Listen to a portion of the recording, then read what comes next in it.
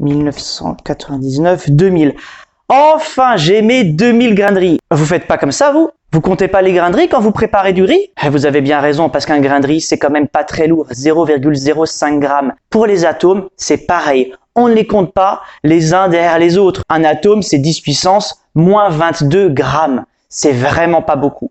Donc, pour compter facilement du riz, eh bien, on peut faire des paquets de riz, par exemple. Eh bien, Avogadro, il a exactement eu cette idée. Il a fait des paquets d'atomes, des paquets de molécules, des paquets d'entités qui valent 6,022 10 puissance 23 entités. Un paquet, c'est 100 000 milliards d'entités, quelle que soit l'entité d'ailleurs. Pour vous donner une image de ce chiffre astronomique, 6,022 10 puissance 23, c'est le nombre de grains de sable qu'il y a dans le Sahara. Donc moi, mes paquets, ce ne sont pas des paquets d'Avogadro, vous imaginez bien, c'est des paquets Gontier. Ici, il y a 2000 grains de riz. Donc si j'ai un deuxième paquet, je vais avoir 2 fois 2000 grains de riz. J'en aurai 4000. Eh bien, c'est exactement comme ça qu'on compte les entités en chimie. Molécules, atomes et électrons. Le nombre de paquets multiplié par la quantité de grains à l'intérieur de chaque paquet me donnera le nombre de grains totaux. Autrement dit, le nombre de moles N, c'est le nombre d'entités grand N divisé par Na, le nombre d'Avogadro.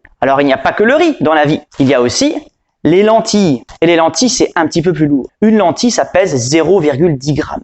Ça veut dire que pour un paquet de 2000 lentilles, j'aurai 200 grammes de lentilles. Ainsi, chaque entité a sa masse propre, et si on a une composition d'entités, comme par exemple le dioxyde de carbone, CO2, la masse de l'entité CO2, c'est la masse d'un atome de carbone et de 2 atomes d'oxygène. Alors autant on peut faire des paquets de riz, c'est plutôt facile, mais par contre pour des atomes et des molécules, c'est un petit peu plus compliqué. C'est pour ça que l'astuce, c'est de les peser. Si je pèse un échantillon de grains de riz, que je connais la masse de chaque grain, je peux ainsi trouver combien il y en a.